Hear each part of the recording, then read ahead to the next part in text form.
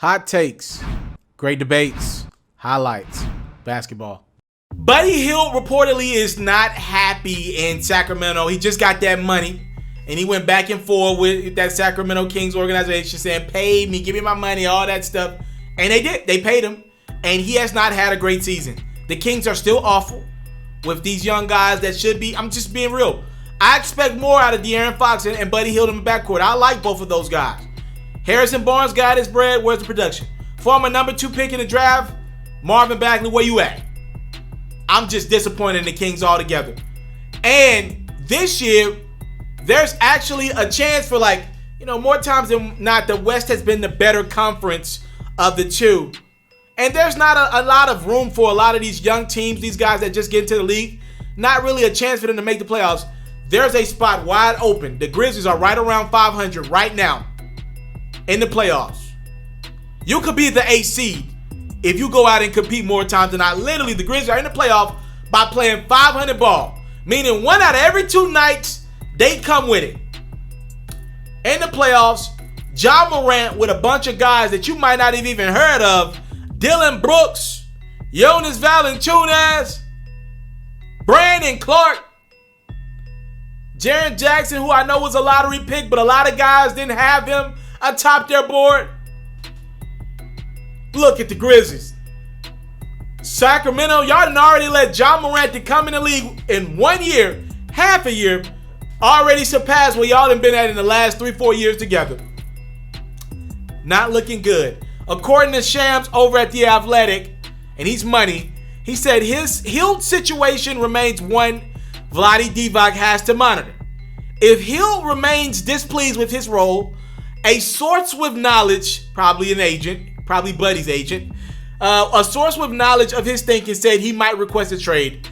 He believes he is a starter in the NBA, and there's no guarantee he'll get his job back, given how the team has played lately.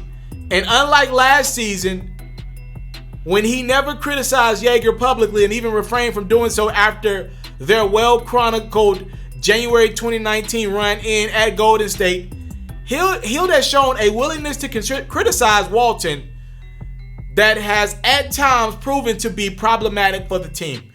Again, it's worth noting that recently, new head coach for the Kings, from the Lakers on over to the Kings, Luke Walton, has recently benched Buddy Hield in favor of Bogdanovich, citing that Bogdanovich playing better defense than Hield. Buddy's a better scorer, but Bogdanovich is much more efficient from the three-point line, and he plays better defense. That's why Buddy's not starting anymore in favor of Bogdanovich. But here's the problem.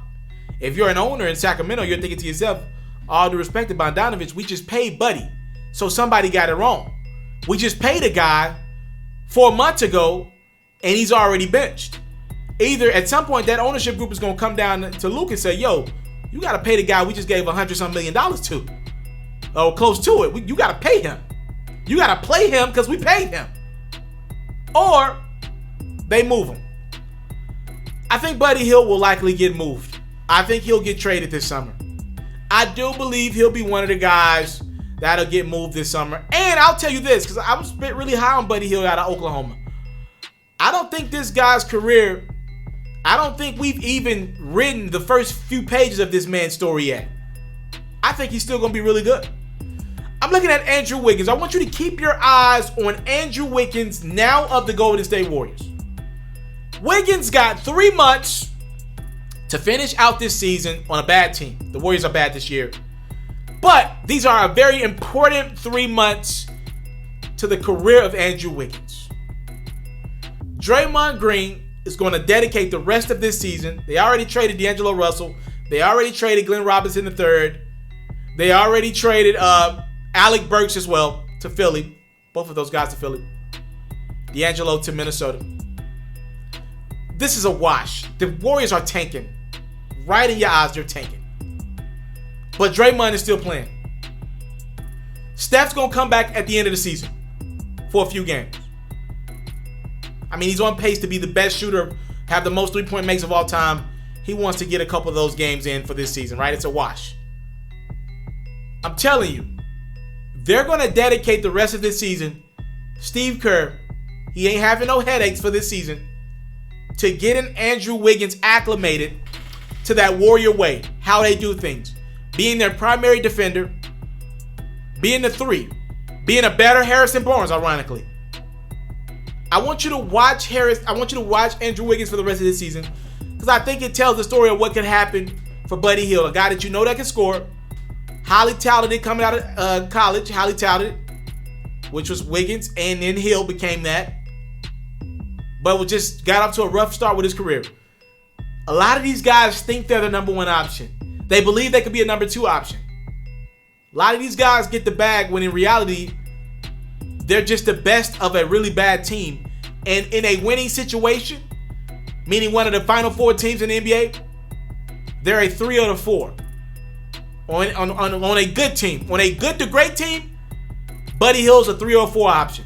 Andrew Wiggins, when everybody gets back, he's the 3rd or 4th option at best when Klay steps in that lineup. Don't be surprised if Buddy Hield becomes a really good player in this league when he plays with better talent. I'll give you a good situation for Hield. What if the Milwaukee Bucks next year, what if they, let's say in a few months they lose in the conference finals again to Toronto again. Back-to-back years losing to Toronto. Giannis will be in the last year of his deal after that. You don't think the Bucks are going to pull out all stops to get Giannis to the finals and happy?